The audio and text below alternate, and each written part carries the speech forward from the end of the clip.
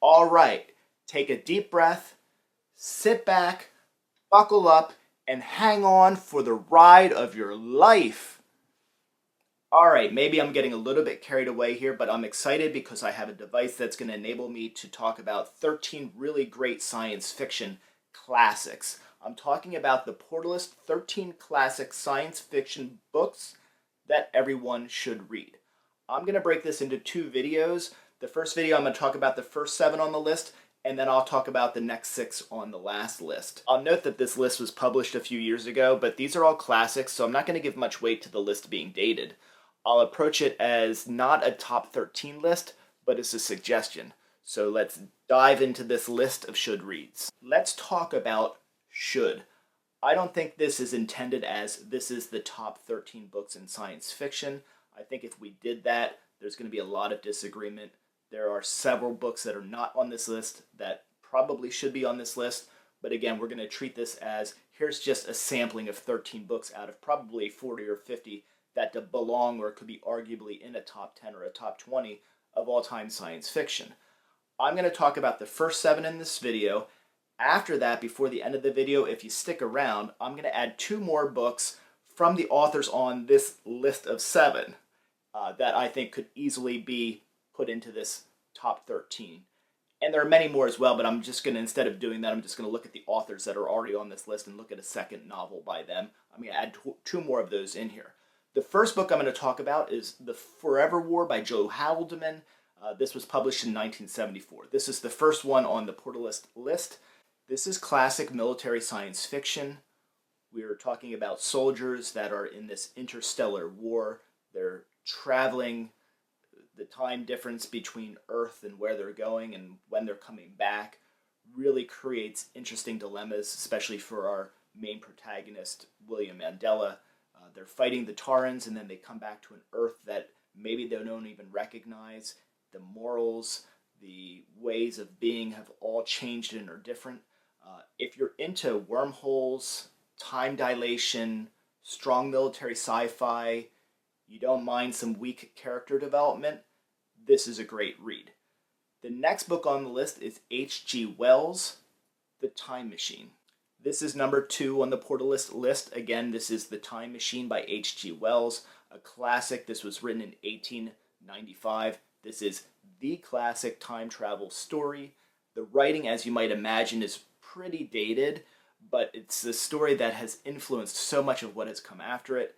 And really, if you're going to dive into this and invest, you're going to be rewarded with really interesting descriptions of future Earth. Coming in at number 3, we've got Samuel Delany's Dahlgren. This one was quite a mind-blowing experience for me when I read it. We're in this fictional town in the Midwest called Belena, and there's a mysterious disaster that occurs. We don't know what it is.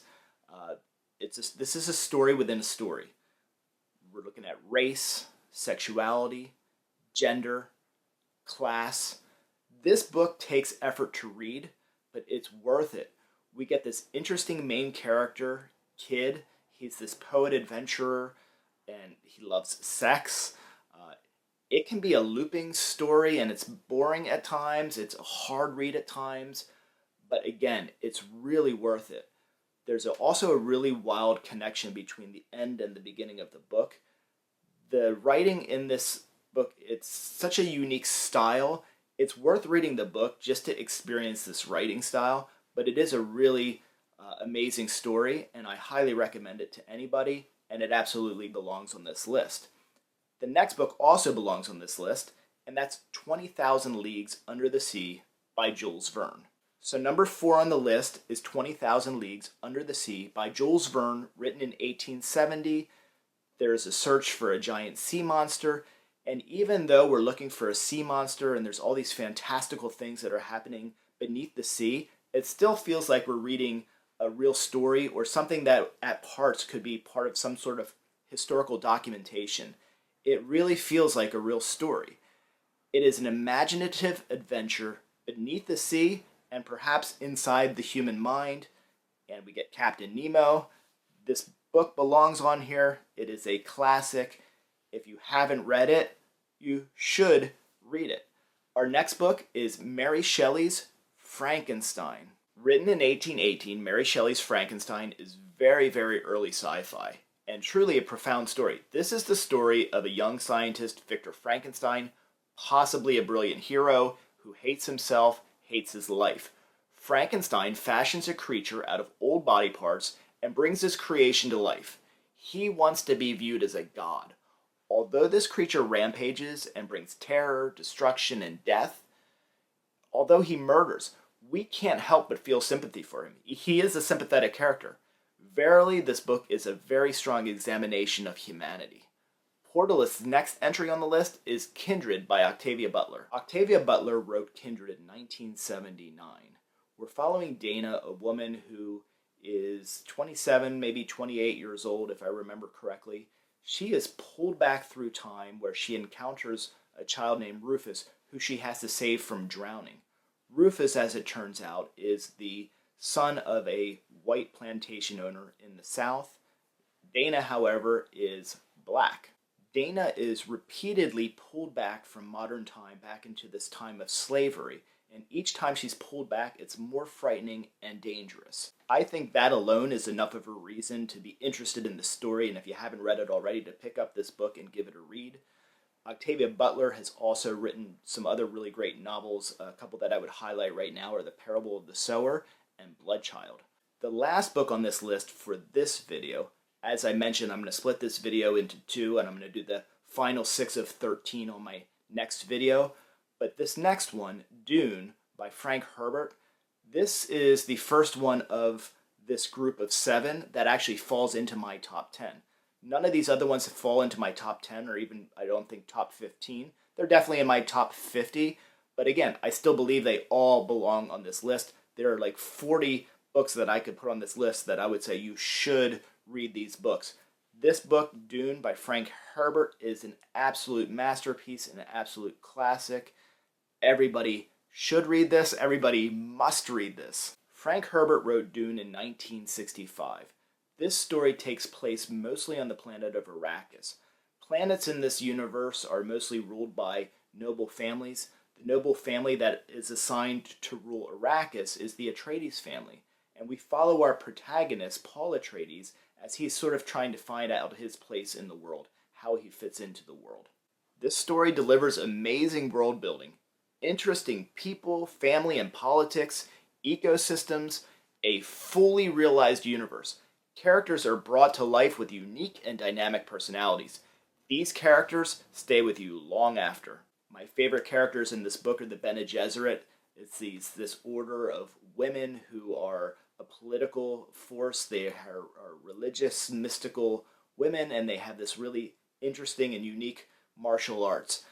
This is one of the greatest science fiction books, bar none, ever written. I don't think I've seen many top 10 lists that have not had Dune in their top 10, if not their number 1, number 2, number 3, or number 4 spot. So those are the first 7 on the list. Next video, we'll talk about 6 more. I did mention I was going to talk about 2 more books that could probably slide into this list right now, just if we're only sticking with these authors that we've talked about so far. The first one is going to be from H.G. Wells. No surprise, I'm going to pick The War of the Worlds. This is the behemoth of all aliens invade Earth novels. We have Martians that are touching down in England, and they're causing death and panic and destruction. The last book I'm going to talk about today is Octavia Butler's The Parable of the Sower.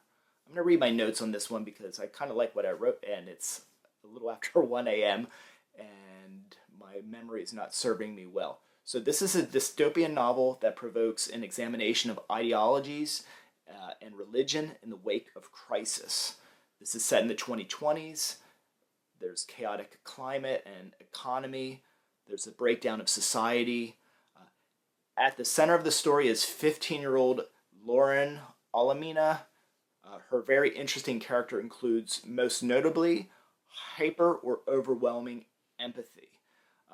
This is a debilitating empathy that she has towards others and plays a very big part of this story.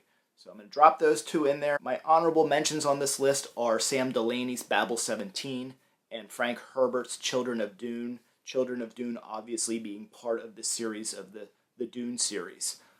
I'm Michael Leverts. This is Fit to be Read. Thank you for watching. Please subscribe. Please smash the notification bell. I'm saying that in my videos now, and I realize it sounds a little cheesy. I'm saying it because my son said you have to say smash it, so I'm just going to follow his advice. Smash that notification bell. Please comment in the comment section below. I will respond to them, but I'd really love to talk to people who have read some of these books or are interested in reading them and maybe have questions about them, and I'd love to reply, or maybe other people who are on the thread reply. When I started this channel, and it is relatively new, I'm not at the point where I'm having a lot of conversation going on in the comments, but it's one of the things that I'm most looking forward to as I build this channel. So please comment below, please like, subscribe, and all of those other things. Thank you.